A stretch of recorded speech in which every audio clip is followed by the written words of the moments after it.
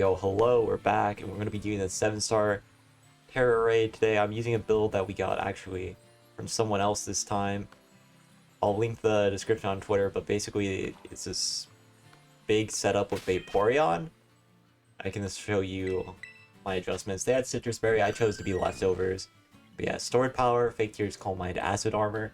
I don't personally recommend doing this raid solo, because GRENINJA has a unique move in Double Team, which is just going to allow it to this pop-up evasion over and over and over again, making this raid really this absurdly annoying.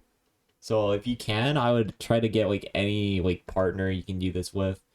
But we will be doing this solo as we always do on the channel, even if this one's like a bit annoying. The plan is like kind of what you would expect. We just start clicking Acid Armor, but we start clicking Coal Mine a lot. Like same kind of plan.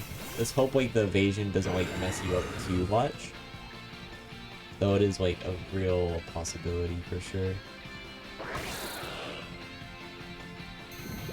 Yeah, there's the Toxic Spikes. There's the turn 1 double team. Fun guy, fun guy. I do think Mons, like, if you can, have like support with a Gastrodon that clicks Clear Smog, or Clodsire that clicks Clear Smog for you. I think that's like very worthwhile to have. Quillfish also kind of helps, because it can spam like Join Water and do it. So the general idea is, even though the raid will of course like go a bit early, right? You can always just quick Acid Armor every turn. So even though the reset from GRENINJA will come early, they will negate your boost very quickly, right? You're still able to just like chill and just take your time. Regardless.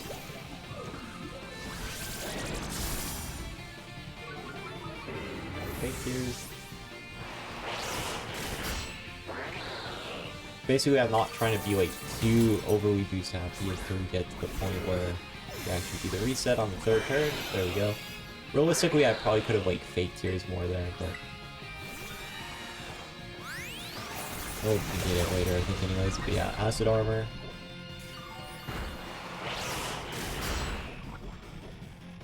This is a point where you just try to start boosting.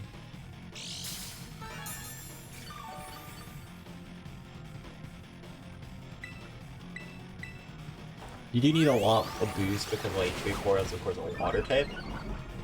So the boosts are very necessary to actually allow you to get the KO on the GRENINJA. Unfortunately, with this solo build, there's not really a good way to get through the whole double team, so there is some accuracy shenanigans. GRENINJA at least won't quick it too many times, so you will have the luxury to just boost up to like +6. Though there is of course some annoyances, just because again there is a % chance that you just miss, because there are going to be +2 evasion by the time you actually come online. That's something that's like generally pretty annoying. But yeah, we just set Coal Mines, set our Acid Armors.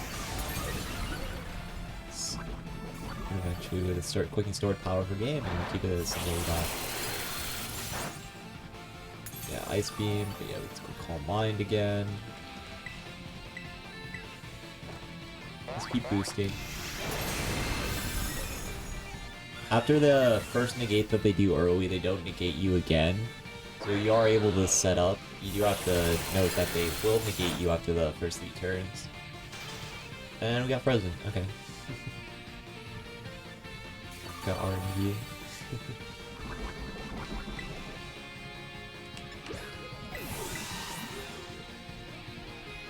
But yeah, you can add a Covert Cloak to this too, because you won't take too much damage. It's just a little riskier as well, because you will not have the sustain from Leftovers, and there is always the potential that they like Night Slash crit you, as you see there. But you could use that as well and take advantage of like cheers. And that's another approach that you can have. Ultimately, I do have to cheer now just to get rid of the freeze. So this is going to go a bit longer than like you normally would have because of like some of the bad luck. But that's what like can kind of show that even though there is some inconsistency thanks to Double Team, the build is still like good enough where you can like kind of manage through a lot of it. You do just have to hate your stored powers eventually though, and that's really where like a lot of the problem comes in, potentially. Yeah, we need like 4 more. They're at +1 evasion. -3 spit death. Yeah, we can set up a bit more. And we will start with the stored power for the rest of the game. +3, +3. I'm actually going to go a bit early, because I know they're going to double team soon.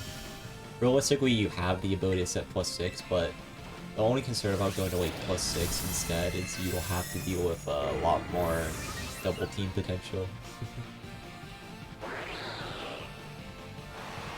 There's the next slash. Oh, never mind. This is the double team turn. Yeah, okay. I'll go to +6 actually. I was gonna start this hitting early before we get to the second double team, but yeah, we go +5. Yeah, this setup takes a lot longer, which is a bit nerve-wracking itself. Yeah, gunshot.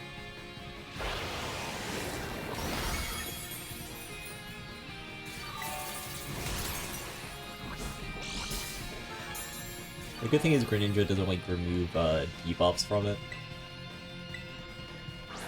Another thing you can do is if you have like this Bothras, for example, you can like Lumina Crash in teams too. Like that'll work kinda. I don't think it'll work solo as well because of like Night Slash again, and Night Slash crit, and that's very annoying. SLOWBRO still works because it just has a great bulk, and Night Slash is a weak move. So it still like kinda works out both ways. And in general there's like still a few annoyances, like stored power misses there. That is a bit of a cause for concern. There we go, we get the sword power off. Get through the shield. And after the shield, you only need like 2 hits, really. There we go, use the negative effects. So we need like 1 more stored power hit, and we should be able to kill the Greninja. There we go, leftovers.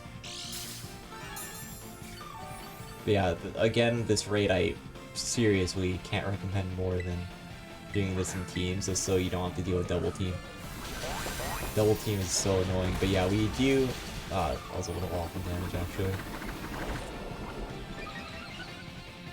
So we need to get another one, and then we'll have it.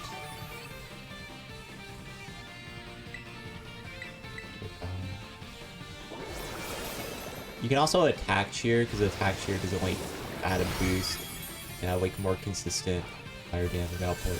Yeah, we can connect again. And there we go, we got Greninja. Yeah, there isn't the greatest solution beyond how to get around double team, other than, hey, this don't play solo and play on teams. You can also use items like the accuracy boosting, like wide lens. That can kind of help, but you lose the sustain. So there is some like risk attached to it. So there's that. I'll use a dive ball. But yeah. But we'll look at the stats and that'll be it for this video. I do want to mention again, like, I think this is the raid that you want to do in teams. Like, undoubtedly. I'll link the Twitter we talked about earlier with this guy. He talks about it a little more. It is in Japanese, but you can translate it and I'll like kind of tell you. Even if it's a Google Translate, I'll give you a general idea. And you get like some of the concept in here too. You can use some cheers to like help you out as well.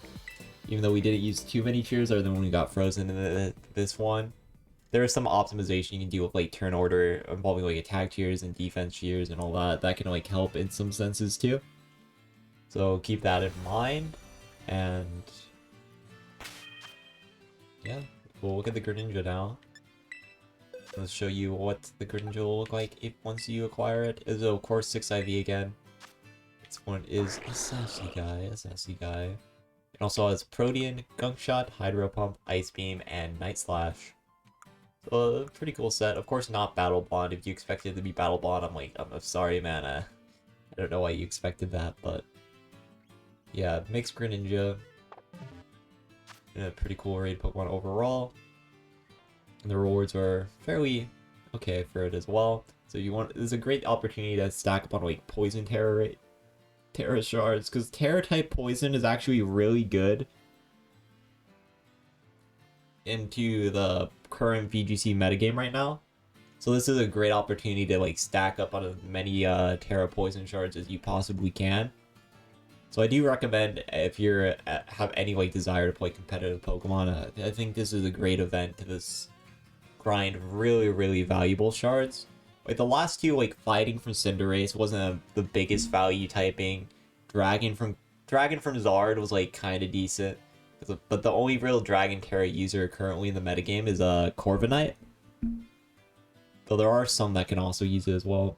So really, this is the event I think that has the most like intrinsic value to competitive Pokemon as a whole.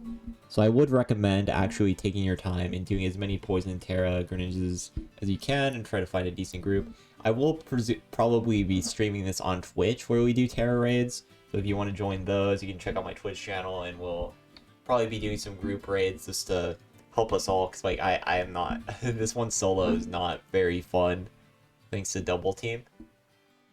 But yeah, that's it for today's video. Later.